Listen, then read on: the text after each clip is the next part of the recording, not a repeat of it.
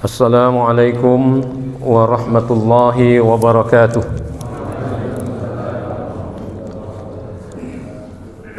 Alhamdulillahi rabbil alamin, wa afdalus salati wa atammut taslim ala sayyidina Muhammadin sayyidil anbiya'i wal mursalin wa ala abihi sayyidina Ibrahim wa ala akhawayhi sayyidina Musa wa Isa wa ala ikhwanihi minal anbiya'i wal mursalin wa ala ali kullin wa ashabi kullin ajma'in. Amma ba'du, ma'asyiral muslimin wal muslimat rahimakumullah. Bapak-bapak, ibu-ibu, hadirin dan hadirat yang dimuliakan Allah.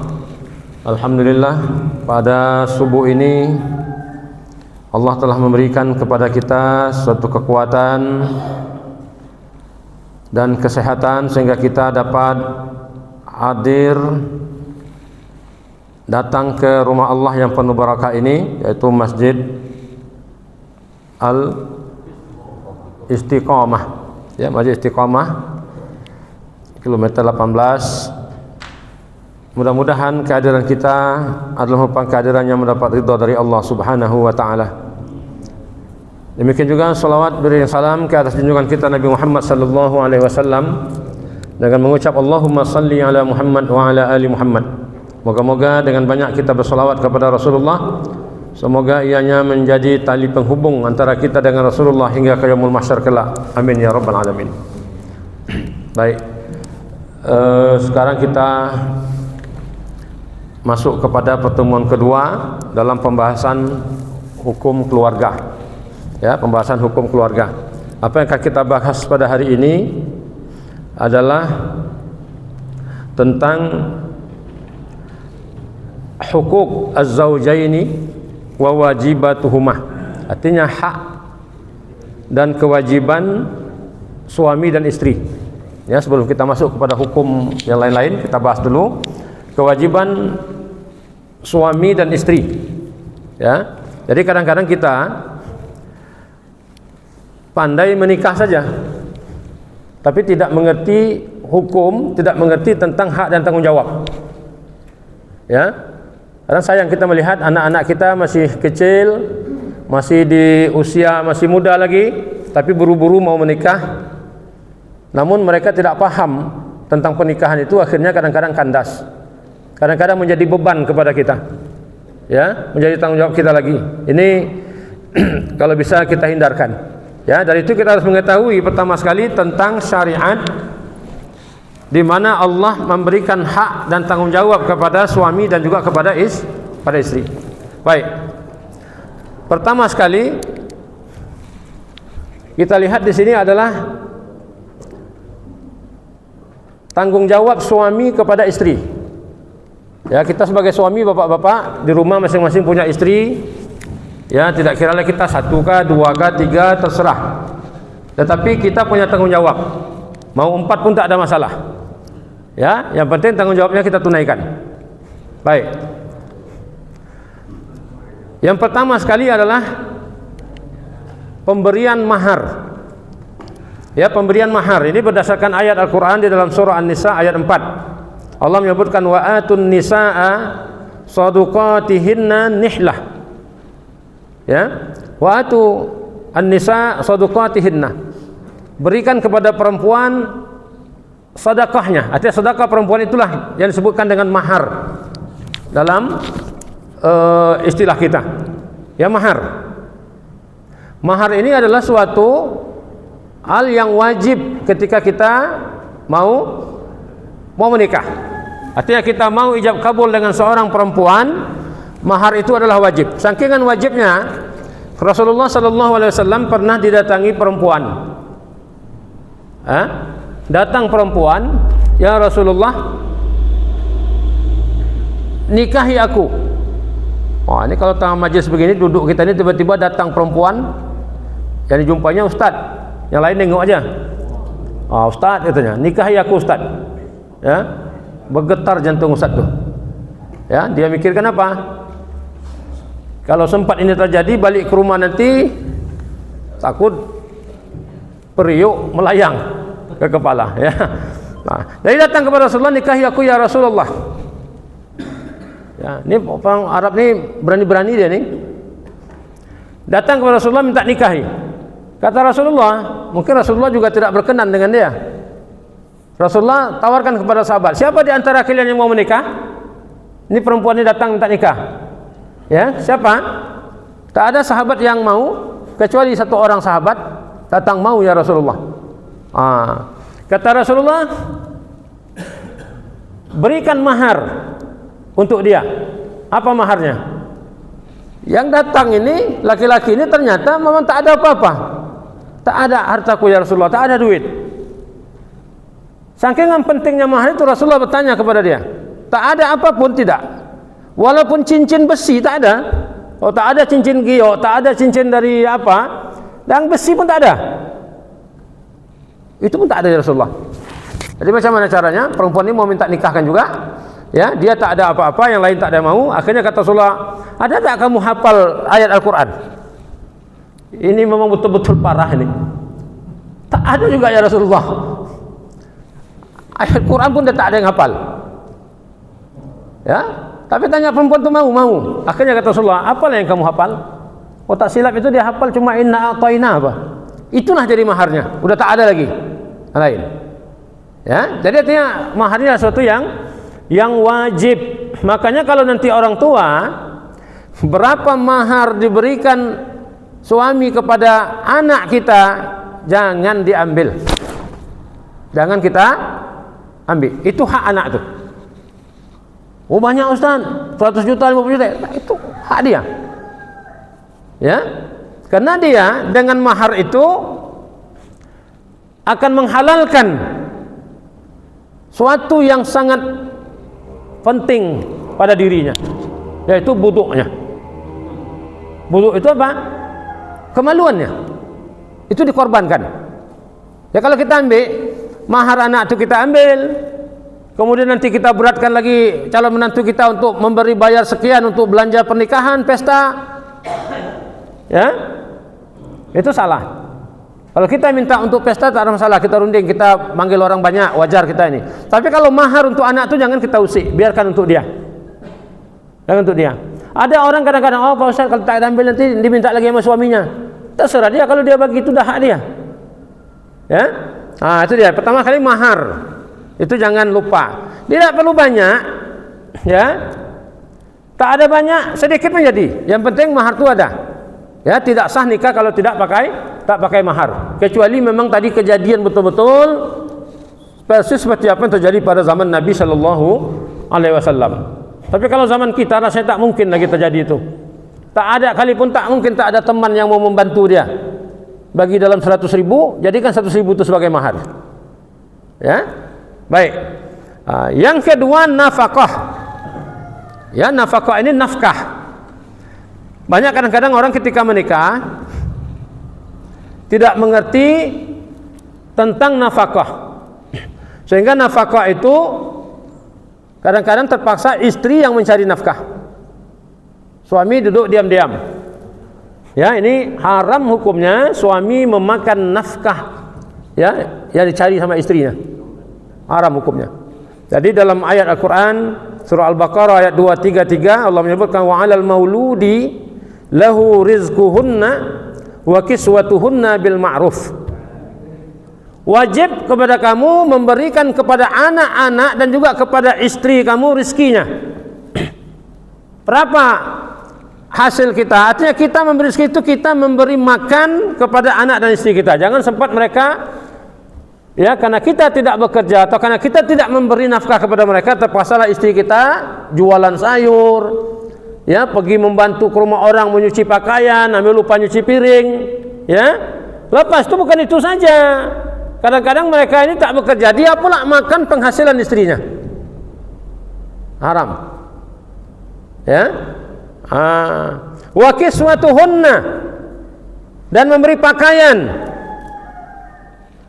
Ya, kemudian muasyarah bil ma'ruf, menggauli, menghubungi istrinya dengan cara yang ma'ruf, yang baik. Ini anjuran agama. Ini dalam ayat. Jadi kita tak boleh, kita umpamanya ada suami istri bekerja. Suami istri bekerja, suami dapat gaji, istri dapat gaji. Sama-sama, katakanlah, oh dia bekerja sama satu kantor, pergi bersama, pulang bersama.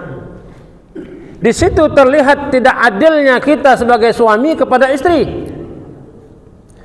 Istri itu ketika pulang dari kantor bersama dengan kita, tadi pergi bersama, pulang bersama. Suaminya mungkin boleh masuk kamar tidur, atau boleh ngambil HP, main-main HP, ya, atau nonton TV, dengar berita atau apapun. Tapi istri ini dia tetap bekerja. Apa yang dituju ketika dia pulang bekerja, dia tuju ke dapur dulu. Lihat ada tak piring yang kotor, dia cuci. Ada tak pakaian yang belum dicuci, dicuci. Kemudian dia tengok pula rice cookernya, nasi tak ada untuk malam ini, dia masak. Suami tenang-tenang aja. Sementara belanja mereka di rumah itu berbagi antara suami dan istri. Suami juga keluarkan duit, istri juga keluarkan duit. Ingat bapak-bapak, haram hukumnya kita memanfaatkan seperti itu. Saya bilang tuh sama keluarga saya yang ada yang bekerja dua-dua, saya bilang, ya, istri jangan keluarkan gaji kamu untuk belanja di rumah. Seharusnya suami bayar upah lagi pada kamu. Ya, bayar upah kepada kamu karena udah mengerjakan hal-hal yang ada di rumah. Oleh karena wajib memberi nafkah. Jadi kalau suami dia kan ada gajinya, itu hak dia. Kewajiban kamu sebagai suami tetap kau bagi, tak banyak, sedikit. Ya. Jadi apalagi kalau memang suami tidak bekerja, istri yang bekerja, ini bahaya. Ya, bertentangan dengan tuntutan agama. Baik, nafkah, ya. Di dalam hadis Nabi sallallahu alaihi wasallam, ya. Ini hadis yang panjang, kita singkatkan. Rasulullah mengatakan walahunna alaikum rizquhunna wa kiswatuhunna bil ma'ruf. Sama seperti ayat tadi. Wajib bagi kamu untuk memberikan nafkah, rizki kepada istrimu dan memberikan pakaian kepada istrimu. Memberikan pakaian artinya apa? Sekali-kali kita perhatikan, jangan sempat daster yang dipakai ibu di rumah itu, bapak, udah bertahun-tahun sampai hilang warna bunganya. Biasa daster kan bunga-bunga tuh. Ini tak nampak lagi daun, tak nampak lagi dah. Bunga nampak sikit-sikit. Dah berapa tahun? Udah 10 tahun tak berganti. Kadang kita marah, komen kita sama istri kita. Tengok, ya, cerita sama orang di luar. Wah, kalau nampak anak orang, ingat anak kita. Nampak istri orang, lupa istri kita. Kenapa lupa? Karena kita tidak mengurusnya. Ya, kita tak mengurusnya.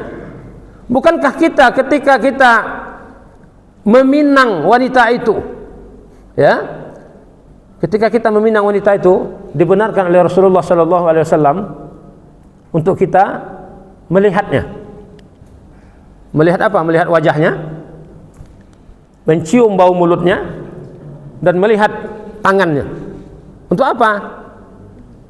Supaya kita nampak di situ kecantikan wanita itu sehingga mendorong kita untuk menikahinya. Kalau kita tak pernah kenal sama pasangan kita, tiba-tiba nikah kita, akad nikah siang nih, habis nanti acara resepsi malam, bertemulah kita dengan istri kita, dibuka wajahnya, jerawatnya banyak kali, ya, dicium bau mulutnya, bau naga, tengok tangan macam tangan buaya. Apa yang dapat kita senangi lagi? Tak ada. Akhirnya apa? Hambar hati kita. Perempuan juga begitu, tidak pernah lihat calon suaminya. Tiba-tiba ketika jumpa suaminya, giginya sudah lekang 3 batang, ya, kupingnya sudah mulai pekak, periuk kata kita, belanga kata dia. Makanya disuruh kenal dulu, tapi tak disuruh pacaran. Ya, disuruh kenal. Tengok waktu bertunangan, macam mana caranya? Ya, tunjukkan wajah kita. Dia lihat, oh cantik pula, bagus. Ya, macam mana mau cium bau mulutnya? Dekati, berbicara dengan dia. Kalau kita bicara sama, nggak tahu kita. Oh, ini mau habis makan jengkol ini. Ya, ini mau habis makan petai ini. Tahu kita kan? Kemudian tengok jarinya. Dia harus menunjukkan. Tengok, jangan pula tengok sampai ke bahu. sampai ke dada tidak, cuma tengok tangan ini untuk apa? Kata Rasulullah, untuk kita bisa membedakan wanita ini kulitnya itu kasar apa lembut. Jadi tujuannya tadi suruh kita menengok, suruh cium bau mulutnya, ya, kemudian ditengok tangannya. Bagaimana supaya istri itu tetap cantik? Kita dapat yang cantik, kita ambil dia cantik, kita urus, kita jaga supaya dia tetap cantik. Betul tak? Betul. Apa yang kita ingin kita lihat perempuan di luar sana, ya, ada pada istri kita. Cuma kita tidak pandai memanfaatkannya. Saya terus terang ini, saya ini nakal juga. Saya nakal juga. Masa-masa muda saya dulu, kalau nampak saya perempuan itu saya tengok. Orang bilang, apa kau tengok? Aku ada nafsu. Saya tengok. Tapi saya ingat, perempuan tadi pakai apa dia bisa cantik?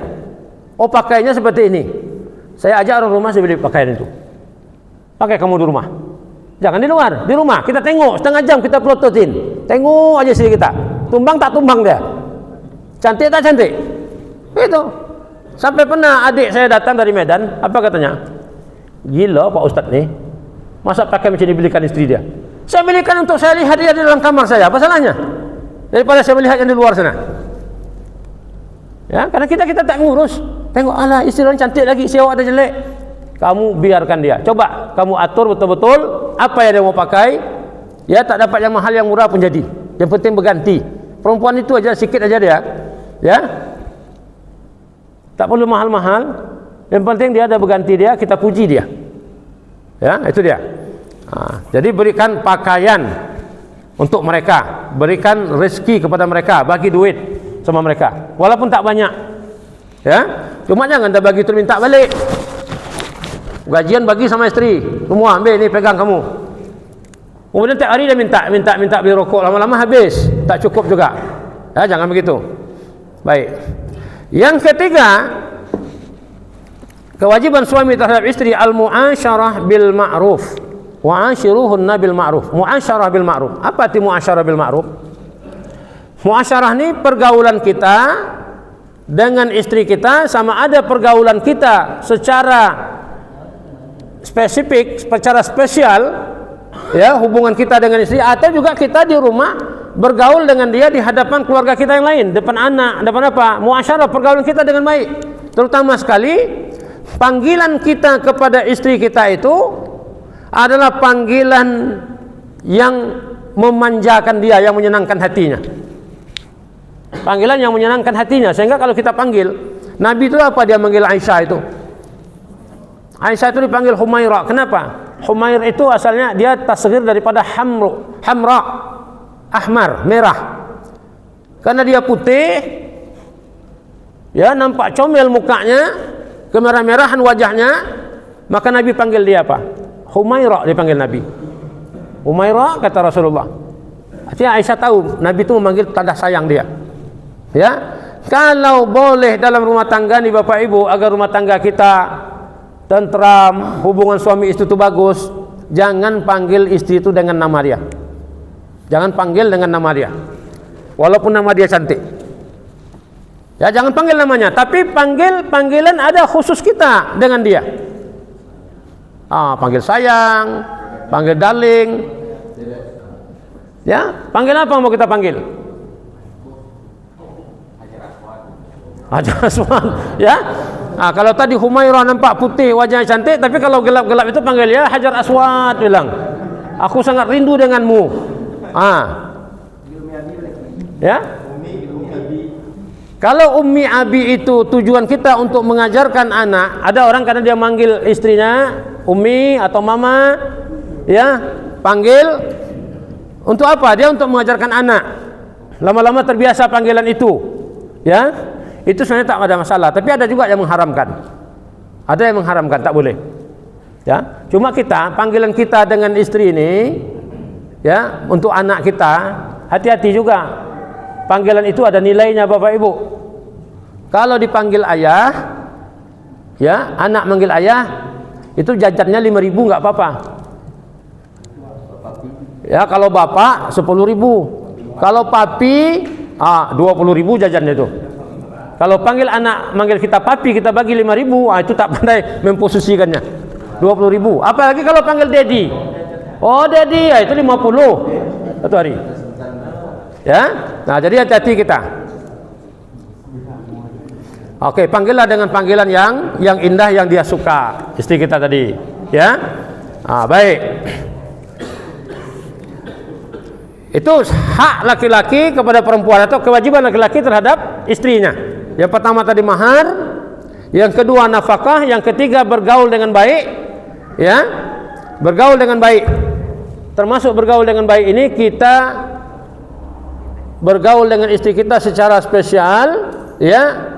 Jangan sempat istri itu menunggu. Ya, jangan sempat istri itu menunggu. Kadang-kadang perempuan ini dia malu. Dia ingin dekat dengan suaminya tapi menunggu-nunggu suaminya tak datang-datang. Jangan. Tapi kita yang menawarkan. Istilahnya apa? Saya pernah dengar perempuan ini dia ngomong sama dia, saya tuh tidur tapi masih dengar cakap orang. Dia pikir saya udah tidur. Apa yang dia tutup dia? Kamu kalau di rumah, abang minta apa enggak? Atau kamu yang minta? Ini cerita orang ini. Kalau tak penting tak diceritakannya. Yang satu bilang, aku malu lah aku minta. Biar mati situ. Ya, tapi dia ingin. Jangan sempat istri kita begitu. Kadang ada yang dia malu, dia tak. Ada yang tak malu.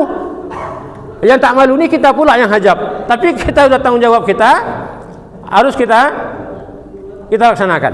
Nah, itu dia muasyarah bil ma'ruf. Baik. Jangan kita pukul, jangan kita jentik, karena perempuan itu bukan untuk disakiti.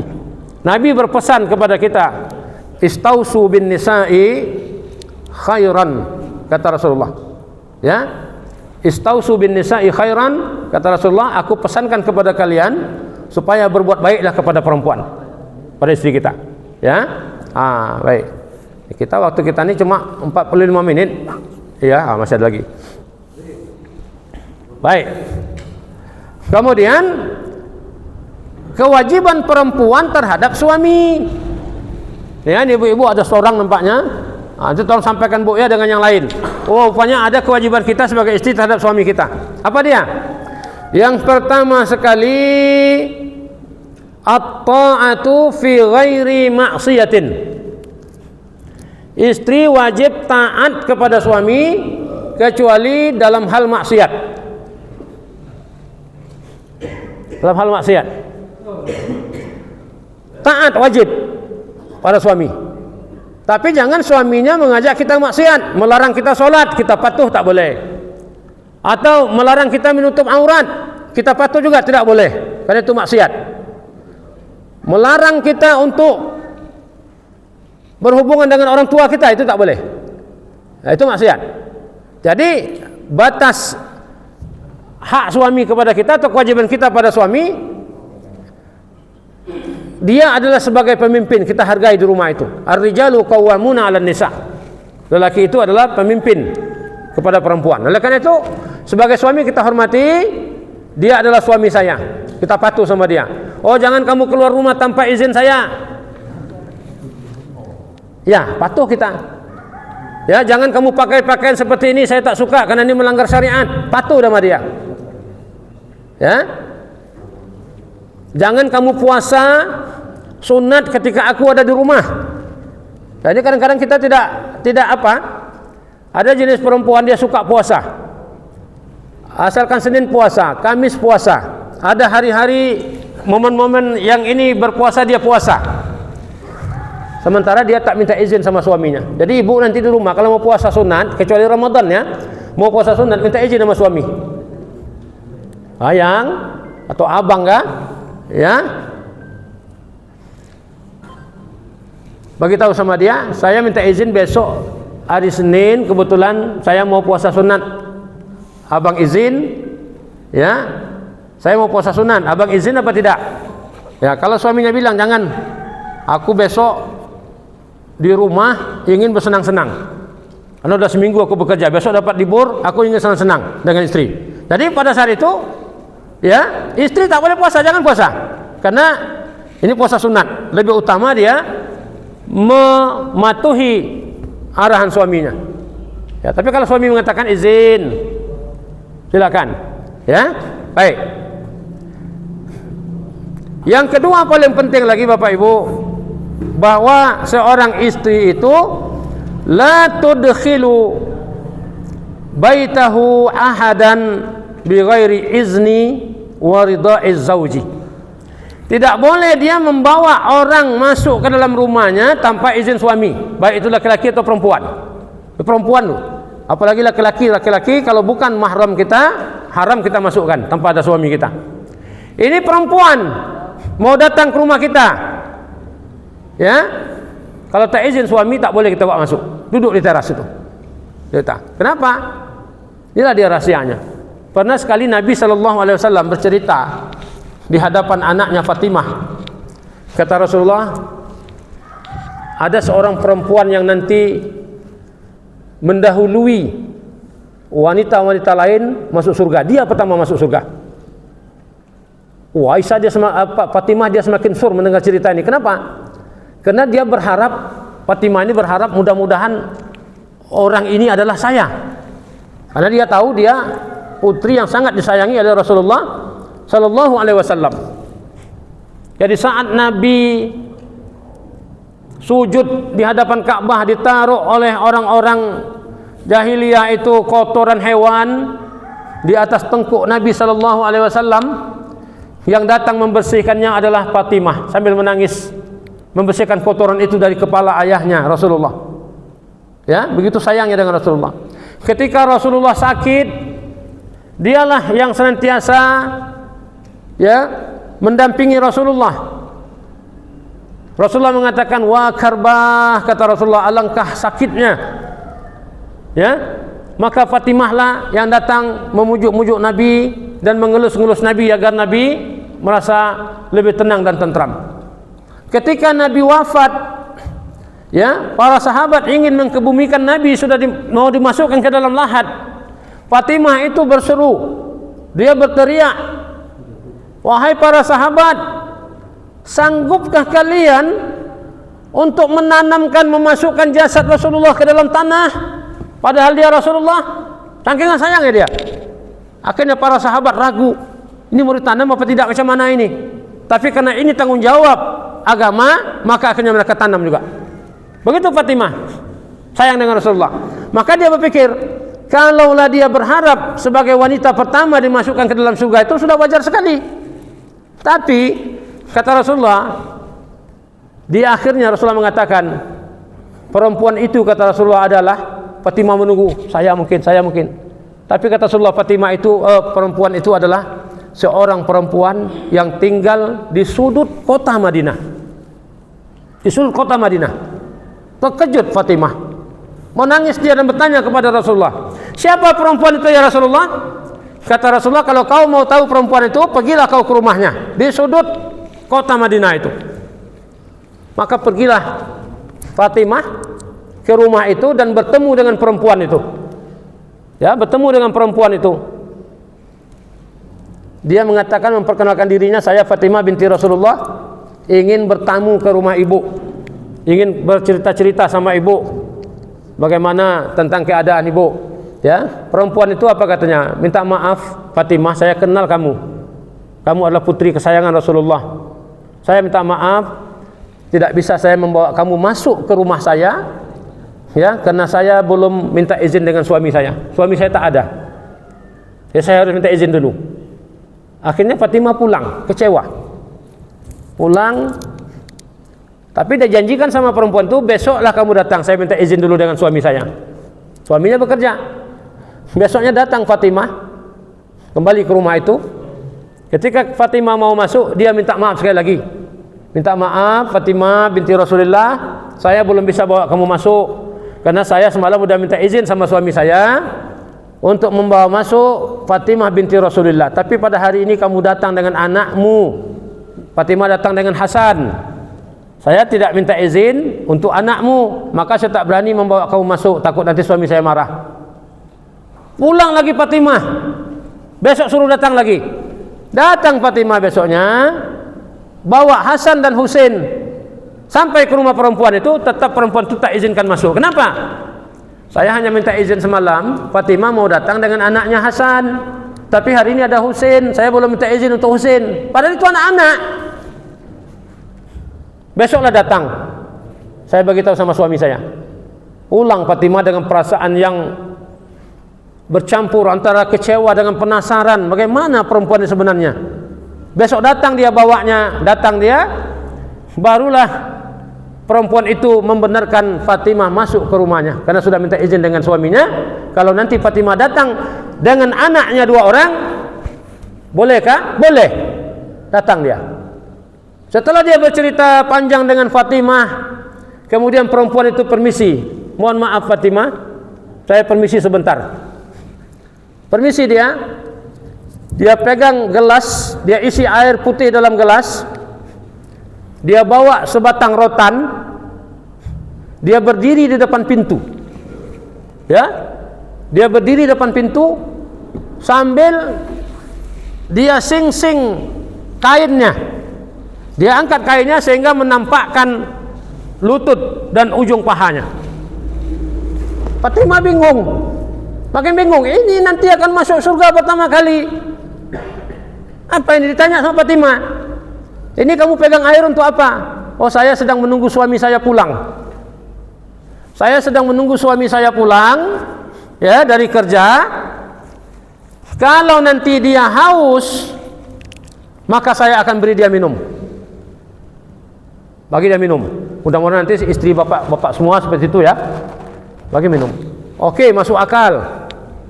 Yang kedua, ini rotan di tangan untuk apa? Rotan ini akan saya berikan kepada suami saya. Andai kata dia tidak puas hatinya atas sambutan saya atau perilaku saya pada hari ini, maka dia akan rotan saya. Ada bini kita macam itu? Ada ya? Suaminya itu rotannya. Jadi, ya tadi ya pula makin penasaran Fatimah. Oke, kalau itu masuk akal juga. Ya. Karena ada orang menikah buat perjanjian dengan istrinya, kawan saya di Malaysia, buat perjanjian dengan istrinya. Ketika dia melamar itu dia bawa rotan 1 dan rotan itu digantung sampai sekarang ada rumahnya itu. Memang rotannya istrinya. Tapi sekarang dia lumpuh. Tidak boleh apa-apa. Istri itu yang pegang rotan sekarang. Walid mau makan? Makan cepat. Memang Walid manggilnya. Ya, memang Walid manggilnya kawan saya. Dia kepala sekolah dulu, saya wakilnya. Walid mau makan, makan cepat. Jangan banyak macam pilihan. Oke? Udah. Jadi sekarang rotan itu sama istri ya. Dulu dia memang pernah istrinya mengadu ke rumah, dirotan sama suaminya. Ya. Yang ketiga, kata Fatimah, ini untuk apa pula kamu sing-sing rok kamu sampai terbuka lutut nampak paha kamu? Kenapa? Saya tahu suami saya itu sangat rindu dengan saya. Ketika dia merindui saya akan tunjukkan kepada dia apa yang dia suka melihatnya. Ini dia. Artinya, istri itu ketika kita pulang bekerja, istri itu harus menunjukkan kepada suaminya dia secantik mungkin. Secantik mungkin. Itu kewajiban dia. Berhias dia untuk kita. Jangan di rumah dia pakai daster dari pagi sampai sore, dari pagi semalam sampai sore ini dia pakai itu juga. Tadi menggiling sambal belacan pakai itu juga. Ya, dia menidurkan anak pakai itu juga, menyuci piring pakai itu juga. Ketika kita pulang capek-capek disambut sama istri kita, ya, masuk kita, assalamualaikum, waalaikumsalam. Ya, kita mencium baunya itu aroma-aroma, bau bawang, ya, bau kunyit, bau sambal belacan. Ini macam manalah suaminya tidak singgah dulu. Maksud dia singgah dulu tahu apa? Pulang kerja dia tak langsung ke rumah, singgah dulu tempat lain. Supaya apa? Supaya istrinya mandi dulu bersih-bersih. Itu maksudnya tujuannya. Cuma kadang-kadang salah tempat singgah. Dia cari tempat singgah perempuan lain yang bisa menyaingi istrinya. Itu salah. Ya, jadi begitu tadi ditunjukkan. Kalau ada nanti kita sama istri kita pesankan, coba nanti kalau saya pulang sambut. Ya, itu kewajiban kita. Jadi apalagi kita mau keluar rumah, mau pulang ke rumah, itu istri harus sambut. Ya, saya ini cakap terang-terang aja nih. Tidak mau kita, karena kita semua dewasa. Saya pernah waktu masa saya kuliah di Malaysia dulu, perjalanan saya sudah setengah jam. Saya balik ke rumah. Kenapa? Karena setiap saya keluar dari rumah, saya akan peluk dan cium istri saya. Ya. Tidak salah kan? Tapi satu hari itu lupa dia sibuk dengan anak, saya pun sibuk mau pergi berangkat cepat. Saya bilang saya pergi. Sampai setengah jam saya teringat, oh saya belum peluk istri saya. Pasti dia akan terkenang-kenang, kenapa saya tak peluk dia hari ini? Jangan-jangan dibilang saya buang tabiat. Ini nak mati mungkin orang tua ni hari ini tak ada peluk. Balik saya balik, dia pun terkejut. Rupanya memang jadi pikiran dia. Kenapa hari ini kok beda? Balik. Begitu juga ketika kita pulang, assalamualaikum, tidak akan sambut. Kita juga peluk dan rangkul istri kita. Ya, itu dia. Tapi kalau baunya masam, di mana kita mau merangkulnya? Ya, nak mandi dari tadi. Bau aku katanya. Mengaku ada kan? Tahu. Nah, jadi kita waktu balik itulah tadi. Makanya kalau istri kita mau jadi ahli surga, ikuti cara perempuan tadi. Sampai Fatimah pun, ya Allah, aku tak pernah melakukan ini kepada Ali. Bagaimana? Makanya dia terlebih dahulu untuk dimasukkan Allah ke dalam surga. Baik, sikit lagi ya, karena waktu kita 45 menit ceramah, 15 menit tanya jawab ya. Oke, ada sekali lagi waktu kita. Jadi tadi tidak boleh memasukkan orang ke dalam rumah, apalagi laki-laki. Tapi kita ni kadang-kadang dalam masyarakat kita, datang tamu, ya, buatkan minum, masuk dalam rumah. Ya, ini sebenarnya tak boleh, apalagi itu laki-laki. Ya, jadi kalau saya tengok dibandingkan kita dengan negara lain, ya, baik Malaysia, Thailand atau Singapura, itu orang-orang Muslimnya betul-betul mereka itu berpegang pada hukum. Bersalam mereka tak boleh. Saya dulu malu, datang ustaz dari Indonesia, dia mau bersalam dengan perempuan. Orang itu bilang, tak boleh Pak Ustaz, haram hukumnya. Apa katanya? Ajaran dari mana kalian amalkan ini? Nampak kali dia tidak belajar Ustaz itu. Ajaran dari mana kalian amalkan? Memang itu kan kata Nabi. Kata Rasulullah, kalau kita bersalaman, mengulurkan tangan kita, salam laki-laki perempuan, sama seperti kita mengulurkan tangan kita untuk mencapai api neraka. Untuk dibolehkan. Ini karena bukan sekadar salam. Di kantor ada acara halal bihalal, ada acara apapun, salam tangan, salam pipi lagi sekarang. Allah. Rupanya kalau kamu rasa pipi dia lembut, dapat kamu manfaatkan. Tidak kan? Dengan istrinya tak peduli sama sekali.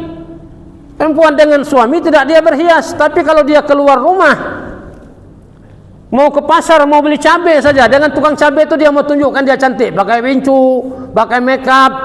Ya, suami nunggu di atas Honda ini. Udahlah cepat, apa lagi? Ya, tunggu dulu. Semua mau dipakai sama istrinya untuk menunjukkan sama tukang cabai di pasar itu. Ya, balik ke rumah, dia buka, dia pakai baju dinas, dia balik, kendor syahwat kita. Ya, baik Bapak Ibu yang muliakan Allah. Sekali lagi. Kemudian juga yang ketiga, kewajiban istri itu adalah menjaga kemuliaan suami. Menjaga kemuliaan suami, artinya tak boleh dia memburuk-burukkan suaminya.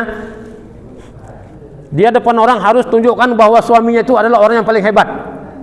Jangan cerita sama orang, Allah, ya, itu tidak ada apa-apanya, ya, nyalinya kecil, ya, semua tak bisa diharapkan. Jangan, tapi katakan, ya, suami saya itu lebih jantan daripada ayam jantan. Hebat dia, di mana saja dia mau berlagak. Itu dia. Tapi hebatnya dia, walaupun dia seperti itu, kalau di luar dia tidak akan pandang perempuan lain kecuali hanya saya. Itu Pak. Jadi kita nih, kalau nanti bapak nampak perempuan di luar, sekadar kita tengok, tapi pulang kita ke rumah. Tapi kalau kita bersyahwat menengok di luar tadi, ketika kita pulang ke rumah tak ada syahwat kita, itu berdosa kita itu. Ya, baik. Menjaga harta bendanya, menjaga harga diri suami. Ada yang tak menjaga harga diri suami, ada. Seperti istri Nabi Nuh alaihi salam. Dia yang berjalan ke mana-mana mengatakan kepada orang, jangan percaya sama Nuh. Nuh itu sudah gila. Jangan percaya sama Nuh. Nuh itu orang jahat. Ya. Tapi kita muliakan suami kita. Ini dia. Jadi ada beberapa tadi kewajiban bagi seorang laki-laki dan juga kewajiban seorang istri kepada suaminya. Nanti insya Allah pada pertemuan depan kita bagaimana pula kewajiban seorang ayah kepada anak dan juga anak kepada orang tuanya.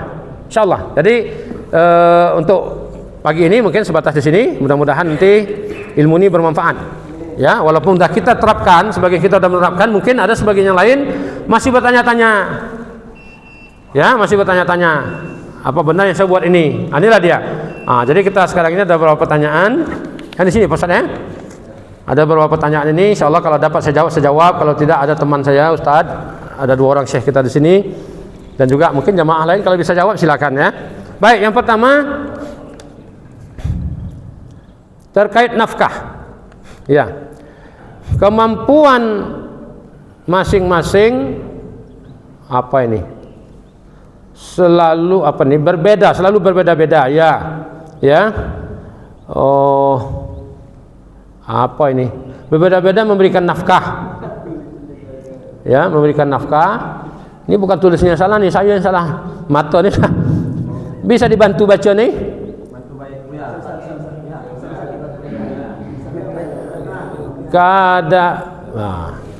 Coba Ustaz.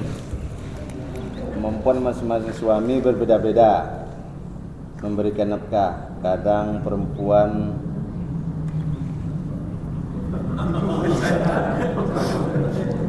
perempuan ini makhluk yang kurang bersyukur. Iya.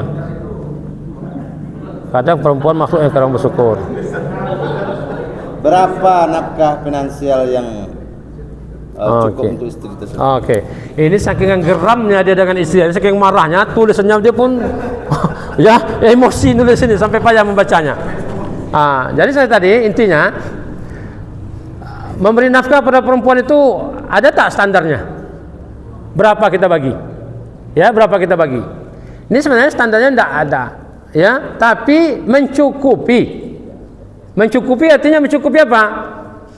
Mencukupi perbelanjaan dia bersama keluarga. Jangan ada orang yang mengadu, kadang-kadang ada orang datang ke rumah bercerita tentang suaminya memberi nafkah, ya. Saya dibagi 50.000 Pak Ustadz untuk seminggu. 50.000 untuk seminggu. Kira-kira apa dapat? Sementara dia merokok 2 bungkus 1 hari. Belum lagi dia paket internet dia. Bagi 50.000. Lepas itu dia mau makan sedap. Makanya tadi ya, kita tidak ada standar, tapi berapa cukupnya? Kalau perempuan itu meminta lebih dari apa yang kita mampu, lebih dari apa yang kita berikan, itu salah dia. Standarnya berapa? Kalau kita di rumah punya anak 3 orang, ya, punya istri 1 baru ya. Oke. Berapa kira-kira untuk makan? Pagi berapa biaya makan? Ya.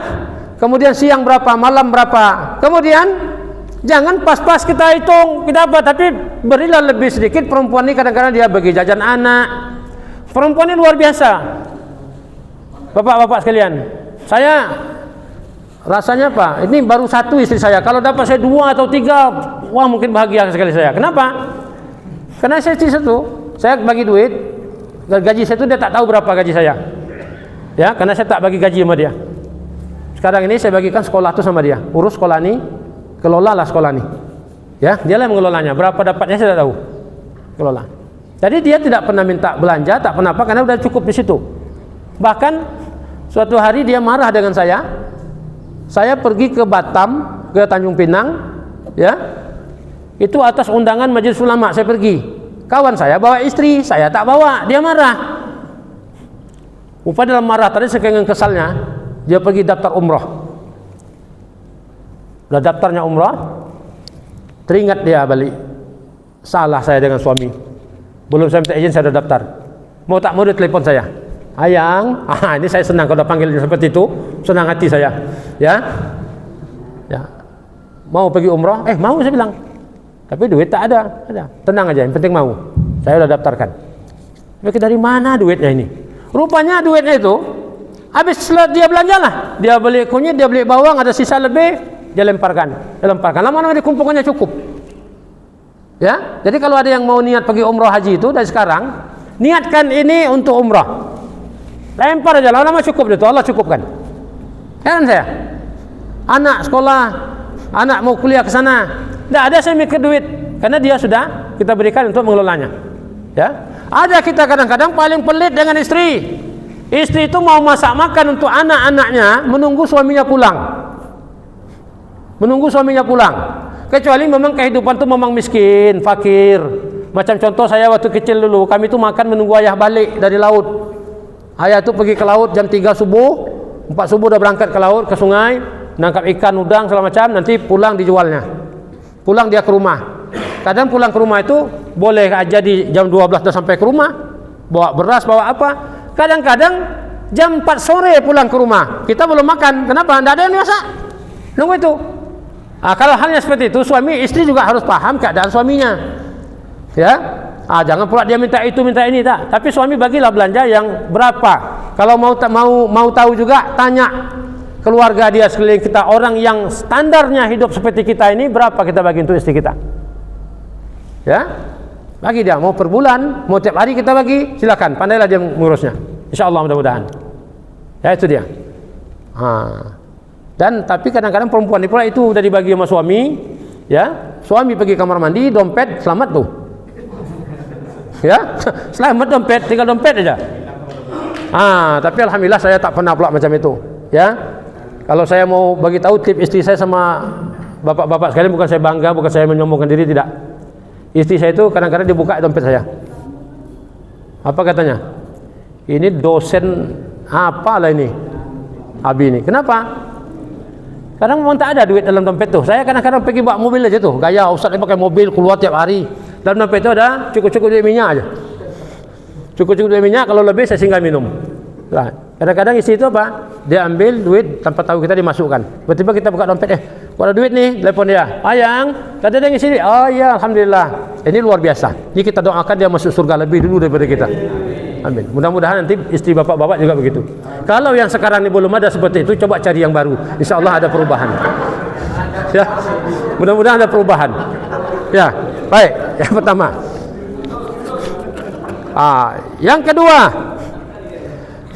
banyak orang tua yang mengizinkan anaknya untuk pacaran dengan alasan pacaran itu orang yang baik, pacarnya itu orang baik dan sudah akrab dengan orang tuanya.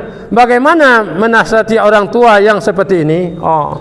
Masalah pacaran ini, ya, masalah pacaran ini, Bapak Ibu, tolonglah jangan jadikan suatu budaya.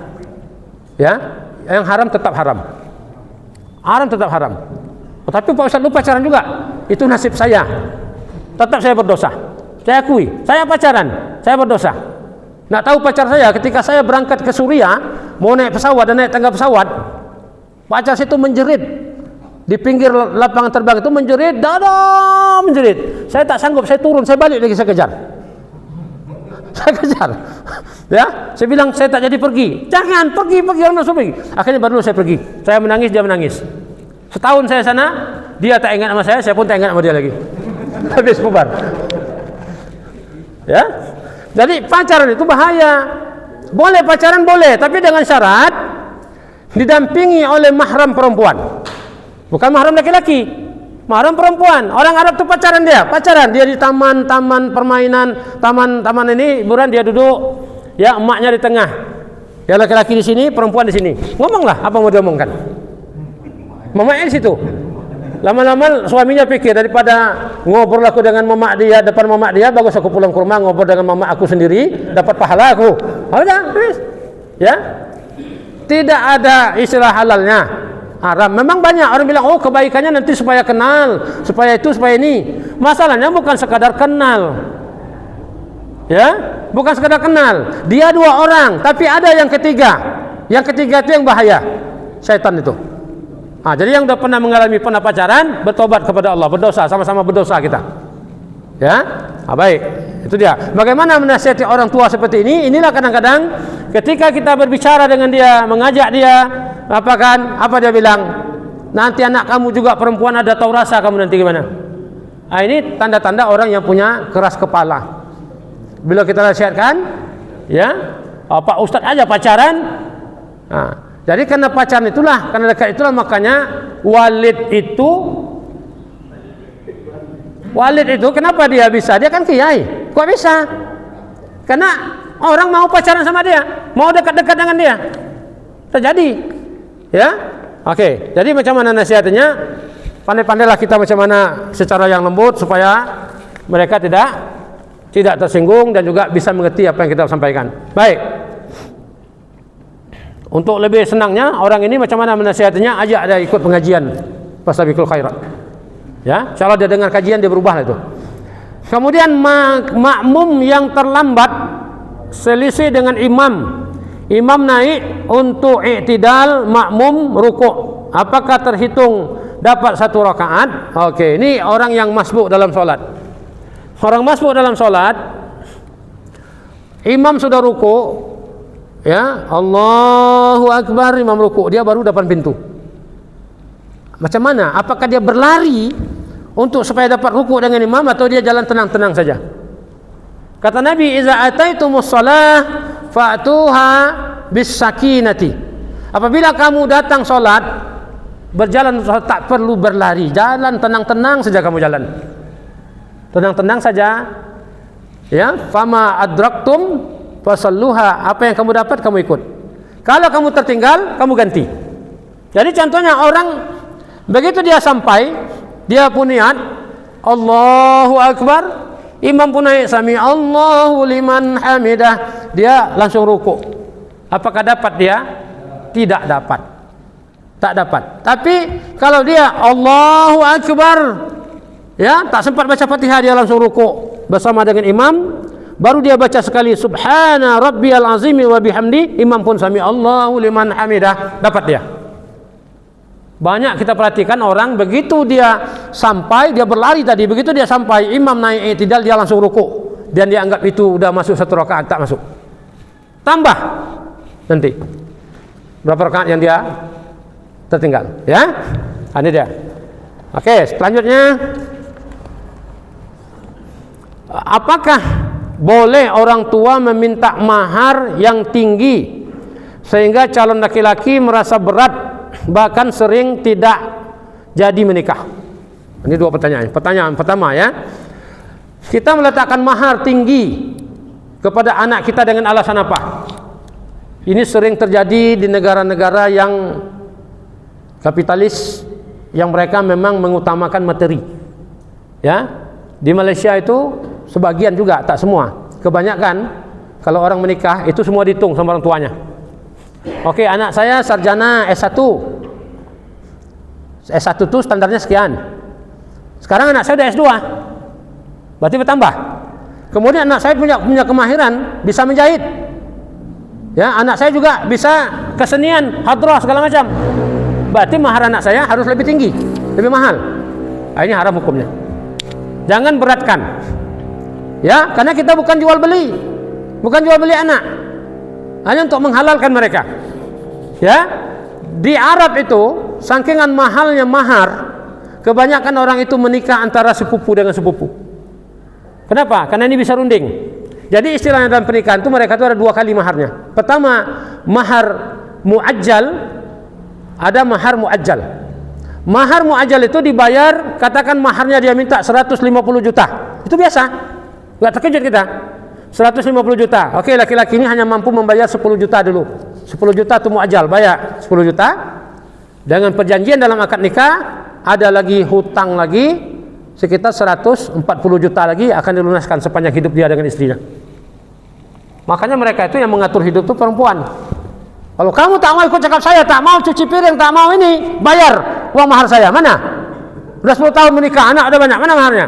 Kecut suaminya. Ada juga yang dia sayang, dia maafkan. Ya, ada seorang ulama dulu di desa itu, daerah itu, sampai dicemooh sama masyarakat. Kenapa? Karena dia menikahkan anaknya tidak meminta mahar yang banyak. Berapa laki-laki itu ada? Saya itu yang saya bangga-banggakan sampai sekarang ini, Bapak. Ya, saya bilang Ustaz Somad itu menikah dia dengan istri yang ketiga ini, Fatimah itu mahasiswi saya, ya, menikah, maharnya itu 250 juta. Fantastis. Dia bilang kalau saya kaji-kaji, saya lebih hebat dari Ustaz Somad lagi. Ya, kenapa? Saya nikah tak ada mahar.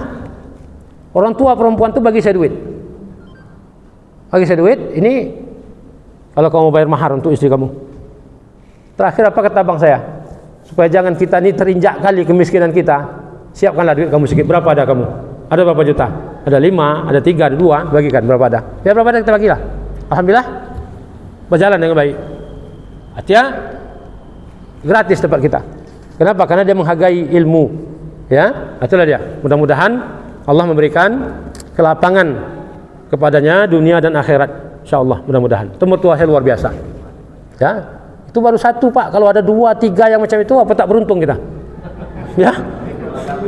Oh, dapat kayak gitu aja. Takut dapat lain disembelihnya kita. Itu yang pertama tadi ya. Jadi ini haram hukumnya kalau kita menaikkan mahar setinggi-tingginya sehingga bisa membatalkan mereka nikah. Tak boleh, haram hukumnya. Dan ini sepatutnya ditengok dulu, ada istilahnya mahar misil. Mahar misil itu disesuaikanlah dulu kakaknya berapa maharnya. Yang kakaknya maharnya cuma 5 juta, tiba-tiba adik minta 50. Tengok juga dia ini sekarang orang kuliahan. Kalau kakaknya ialah tak kuliah rumah, oke, dia orang kuliahan, dia orang ini, ya, maka ditengok orang yang setaraf dengan dia berapa maharnya, yang standarnya. Ya, itu ada perbandingan kita. Tidak boleh kita asal ini. Jadi mertua saya dulu saya tanya, kenapa Pak mahar ini wajib? Oke, sekadar wajib aja kamu bayar. Kenapa? Saya bukan jual anak. Saya bukan jual anak saya. Sampai kakak ipar saya dari Medan mencak-mencak. Ya, Bapak minta lagi ini orang ini bisa dicari ini Pak. Aku bukan jual anak aku. Aku menikahkan anak aku dengan pilihannya dan pilihan aku. Udah. Berapa wajib mahar dia sampaikan? Itu ya. Nah, yang kedua pertanyaan Bapak ini, apa hukum suami takut istri? Ini dia ya. Apa hukum suami takut istri sampai tidak berani kumpul dengan kawan, datang ke pengajian, dompet, ATM, gaji semua dipegang sama istri? Ya. Haula wala quwwata illa billah.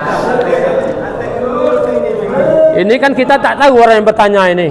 Siapa yang bertanya? Tapi dapat kita prediksi ini orang senang ini. Ada ATM-nya banyak, ada gajinya. Ya. Ya, kita kadang-kadang bukan takut sama istri, sayang sama istri. Ya. Sayang sama istri itu saking sayangnya kadang-kadang kita tidak mau membantah dia. Ya, tapi akhirnya lama-lama perempuan ini kalau kita udah tengoknya melemah di depan dia, naiklah apa dia? Ya, naik tocangnya, maka dia merasa dia lebih berkuasa daripada kita. Ya, jadi sebenarnya bukan suami takut istri, cuma istri tak takut sama suami. Nih ya. Nah, kalau kita bilang suami takut sama istri, buruk kita. Tapi istri ini tak takut sama suami, bagaimana hukumnya? Ya, berdosa istri itu kalau dia menjadi bos di rumahnya sehingga dia menakut-nakutkan suaminya. Semua diambil sama dia. Ya, saya alhamdulillah istri saya, kalau saya berangkat jauh-jauh, ya, umpamanya saya berangkat, ada urusan saya ke Malaysia atau urusan saya ke luar kota, ada 4 ATM saya pegang, saya bagi sama dia. Nih, saya mau pergi pegang ini, tak mau dia.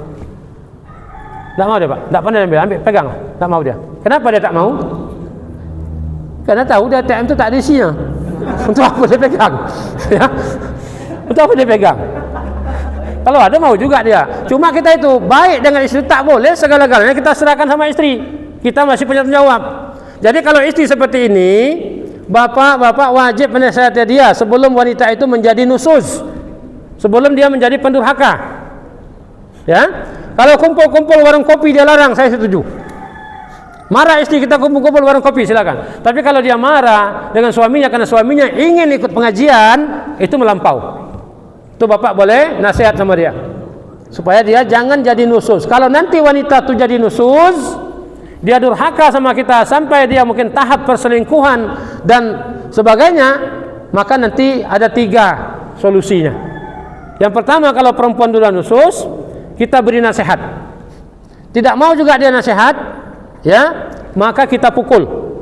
Boleh suami pukul istri? Boleh. Tapi dengan syarat memukul itu pukulan kasih sayang kita. Ya, kata Syekh Rajab Dib, seorang ulama besar Suriah, ditantang sama wanita barat tentang ketidakadilan Islam, diperintahkan untuk memukul istri. Baik, kata Syekh, ada tak dalam Quran itu dinyatakan dipukul bagian apa? Tidak ada kan? Tidak ada. Oleh karena itu kata Syekh itu, pukul dan kadar memukul itu juga tak ditentukan dalam Quran, berapa besar, berapa kuat tenaga kita mukulnya, tidak ada. Jadi bagaimana caranya supaya istri kita itu kembali dia baik saat kita mau memukulnya? Pukullah di tempat bagian mana yang bisa dia merasa kita memanjakan dia. Kata Syekh itu terang-terangan, pukul pahanya. Pukul pahanya dengan tapak tangan kamu sudah cukup. Ya, kamu elus dia, insyaallah dia ini. Kalau dia tak berubah juga, oh tidak mampan ini, pisah tempat tidur. Oh, makin suka dia, tak tidur sama kita. Ya. Kalau udah tempat tidur pisah dia tak mau juga, jalan terakhir adalah berpisah. Pisah, itu dia. Tapi jangan sempat ya. Kalau ada nanti yang isinya seperti ini, tolong dulu nasihat istrinya, doakan, minta doa sama ustaz-ustaz supaya lembut istri saya, hati istri saya. Ya, itu. Ya, baik. Berikutnya. Jadi kawan saya di Jawa, dia dari Medan, istrinya orang Jawa. Dulu dapatnya di Bangkinang, kata kan, pindah sana. Jadi dia tinggal di rumah mertuanya, istrinya tak suka sama dia. Istrinya tak suka sama dia, istrinya kerja di Indomaret dan tidur di Indomaret. Dia tidur rumah mertuanya. Telepon nama saya sini, Pak Ustadz, bagaimana caranya, doa apa doanya untuk tundukkan istri saya? Saya bagi doa. Ope tak mempan. Akhirnya sekarang dia balik ke Medan, dia tinggal mamanya, istrinya tinggal di Indomaret sana, di Jawa. Wallahu a'lam apa ceritanya. Ya, itu karena istri tak bisa diatur. Baik. Hukum gadai sawah. Ini beratnya. Hukum gadai sawah yang mana pihak pertama meminjam uang ke pihak kedua dengan perjanjian pihak satu bersedia dengan ikhlas lahan sawahnya dikelola atau ditanam padi atau tumbuhan ya lain selama pihak satu belum membayar kepada hutang kepada pihak yang kedua. Ya, bagaimana hukum gadai sawah yang sesuai dengan syariat? Oke, baik. Untuk khusus gadai ini saya belum mau menjawab sekarang. Ya, kalau saya sampaikan nanti takut saya keliru. Ya, tapi saya perlu baca dulu. Ya, yang jelas sewa menyewa itu dibenarkan, tetapi mengambil manfaat daripada yang kita sewa itu, ya, dibenarkan apa tidak? Karena nanti kan kalau kita mengutang sama dia 100 juta, kita gadaikan sawah kita sebagai jaminannya, nanti kan kita bayar 100 juta. Dia dapat 100 juta. Kemudian dia juga dapat manfaat daripada itu. Apakah ini ada unsur riba atau tidak? Saya mohon maaf, ini nanti saya jawab. Saya itu akan datang. Jadi kita sisipkan di sini. Baik, pada Bapak bertanya ya. Kemarin juga saya ditanya ini di kampus, saya sudah jawab dengan mahasiswa saya, tapi saya mau jawab di sini secara umum ya supaya lebih detail. Atau nanti mungkin Ustaz Ikram boleh ini Sahadi ada temponya lah ya. Baik, berikutnya hanya ada satu lagi ya. Apakah hukumnya kalau kita sholat kakinya menempel ke sebelah kita? Soalnya saya geli kalau ditempelkan kaki saya. Ini kadang-kadang orang sholat ya, sebenarnya merapatkan saf itu yang diperintahkan Nabi, merapatkan saf itu bukan kaki tapi bahu. Ya, bukan kaki, bahu. Karena kaki tak bisa jadi ukuran. Sebab apa? Kaki kita tak sama panjang. Kaki Mas Darul berapa nomornya? Beli sepatu nomor berapa? 44. Ada yang lebih kecil lagi. Saya sepatu saya 46. Ada 41, ada mungkin yang di bawah 40. Saya 46 sepatu saya. Tidak ada jual di Indonesia. Saya nyari yang bekas baru ada. Bermuat kaki saya. Kan tak sama kaki kita. Oke, katanya samakan tumit. Oke, samakan tumit, tidak masalah, kita samakan tumit. Tapi bukan dilagakan antara kaki dengan kaki. Walaupun begitu, walaupun tak dianjurkan, tapi tidak batal sholatnya. Cuma kita yang sebelah mendongkol, kita tarik, dia kembangkan lagi. Makanya akhirnya terkangkang dia sembahyang. Supaya apa? Kiri kanan dapat ini. Ini orang tidak fakih, tidak paham tentang bagaimana pelaksanaan sholat. Sholat itu bahu yang dirapatkan, samakan bahu. Itu dia standarnya. Jadi sehingga sahabat Nabi itu ketika sholat mereka itu apa? Karena saking rapatnya bahu mereka, satu orang yang ruku, yang lain ikut ruku itu. Kenapa? Dia nyangkut, ikut semua. Tapi gitu. Kita kaki yang diapakan. Saya tuh sampai saya ditegur sembahyang di kilo 3 ada masjid apa, ada masjid apa namanya di perumahan itu. Dalam itu, Jalan Luka. Pak, kakinya Pak, kakinya. Saya pikir kaki saya tak lurus apa nih? Rupanya celana saya panjang. Ini ya, kakinya Pak. Udah komat orang apa dia sibuk lagi urus kaki orang? Ya? Dan ternyata orang ini minta maaf saya. Sebenarnya orang ini tak mengerti fikih. Semalam saya sholat Jumat di kilo 6, di kilo 4 itu Masjid Ar-Rahman. Jumat. Air kebetulan tak ada dalam keran, ada air dalam tong itu. Ambil air wuduk. Beberapa orang berwuduk lah yang jenis orang yang seperti ini. Pakai celananya pendek, ya. Kemudian yang jenis sembahyang mengkangkang itu, baju t-shirt aja, baju t-shirt sembahyang tuh. Ya. Kemudian tengok dia ambil sembahyang, dia ambil air satu gayung, duduk dia. Satu gayung itulah dia buat, celup tangan dia, semuanya cuci tangannya, apanya dia wuduk. Ya, ambil sikit lagi tu cuci kaki, selesai. 3-4 orang saya perhatikan. Ini orang berusaha beribadah, ya, tetapi tidak berusaha untuk supaya ibadah itu jadi sah.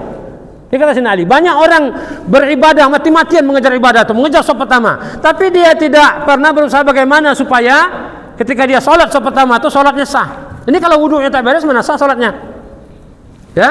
Nah, kemudian dengan cara seperti tadi itu, saya siku kan itu, anak-anak masih remaja, sembahyang itu dari tariknya kita supaya rapat, kurang rapat dia kaki dia gini, ya. Saya bagi siku sekali sama dia, baru dia diam.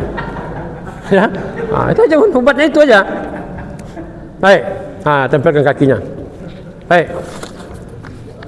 Terakhir nih pertanyaannya. Assalamualaikum Ustaz, apa nih? Saya sering membawa istri dalam mencuci baju apa nih? Mencuci piring, oke.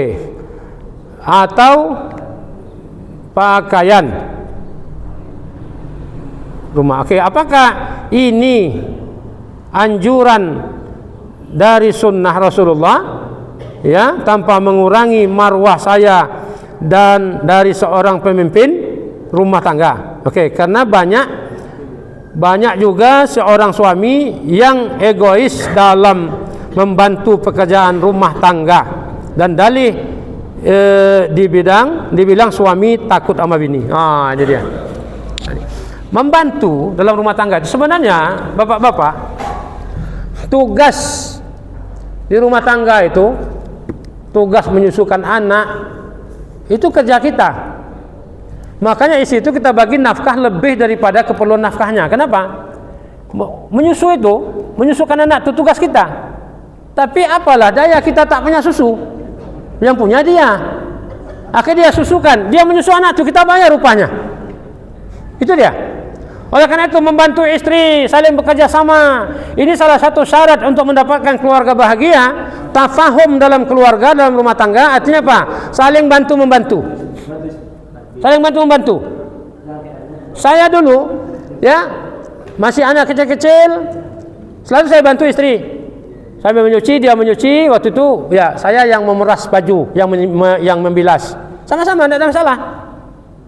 Tapi datang mertua saya ke rumah, marah dia, jangan. Lagi, ini kerja kamu buat, ini si buat kita ini. Masak kita bantu. Saya kalau mau makan enak, tidak saya suruh istri saya. Saya belanja, makanya kalau minggu nampak saya belanja di pasar tuh, ini saya mau masak tuh. Saya belanja ke pasar, saya beli apa, nanti saya masak sendiri. Kalau saya suruh dia masak, mungkin tak sesuai dengan selera saya, takut saya marah, saya masak. Ya, macam menjemur baju suami, bantu istri. Bukan takut sama istri, itu bukan takut sama istri, tapi sayang sama istri. Yang takut sama istri itu, istri yang main HP, ya, kita duduk situ sambil ngomong-ngomong, tiba-tiba dia angkatnya kakinya. Istri ngangkat kaki, itu kode. Begitu dia angkat kakinya, suaminya lari ke belakang manasan air. Ya, ketika dia di belakang manasan air, dengar istri batuk. Wah, itu cepat-cepat tuh. Rupanya istrinya minta kopi. Ya, istrinya minta buatkan teh manis. Caranya itu angkat kaki, dia tahu tidak? Ya? Ganti susu. Itu baru takut bini. Atau umpamanya dia mau mau ke pengajian, abang jangan keluar dari rumah. Kalau keluar nanti saya buang semua pakaian abang. Itu takut bini. Ya takut. Jangan takut. Tunjukkan berani kita. Tapi walaupun kita marah sama dia, tetap kita sayang. Paham ya? Itu yang ceritanya tuh, yang cerita Ustaz Dasan itu, yang perempuan nasi beleter di rumah sehingga suaminya tak tahan, dicampakkan dalam perigi buta. Campakkan dalam perigi. Dalam perigi itu ada hantu sudah 400 tahun tinggal di situ. Tiba-tiba keluar dia melompat. Kenapa? 400 tahun aku tinggal sini tak ada satu mengganggu. Tiba-tiba masuk perempuan jelek ini, merepet, dia berleter, dia marah-marah, aku tak tahan. Keluar, antum pun takut, apalagi kita. Antum pun takut. Baik, Bapak Ibu yang dirahmati Allah, ini dah kita apa semua kecuali satu tadi ya, mohon maaf saya tidak berani saya menjawab langsung begitu. Kita harus bahas dulu dengan ini karena banyak warga kita yang melakukan hal itu, menyewakan tanah, minjam duit ya, atau jadi banyak harus kita jawab dengan insyaallah bulan depan insyaallah, atau ada nanti kesempatan yang lain kita boleh beri jawabannya ya. Baik, demikian. Ada lagi yang ini yang mau menambah atau mau ini? Cukup Ustaz? Baik. Kalau begitu karena hari ini juga kita punya urusan masing-masing ya, ada yang akan mungkin bercuti dengan keluarga, ada mungkin yang akan pergi berangkat kerja ya. Alhamdulillah, kita mohon kepada Allah Subhanahu wa taala semoga Allah akan berikan kemudahan kepada kita dalam segala urusan kita baik dunia dan akhirat ya. Dan kita tutup dengan baca doa. A'udzubillahi minasyaitonirrajim. Bismillahirrahmanirrahim. Alhamdulillahirabbil alamin wassalatu wassalamu ala asyrafil anbiya'i wal mursalin wa ala alihi wa ashabihi ajma'in. Allahumma ya mufattihal abwab wa ya musabbibal asbab wa ya muqallibal qulubi wal absar wa ya dalilal mutahayyirin wa ya ghiyasal mustaghithin aghithna wa tawakkalna ila Allah innallaha basirun bil ibad wa nufawwidu umurana ila Allah bi alfi la haula wa la quwwata illa billahil aliyyil azim.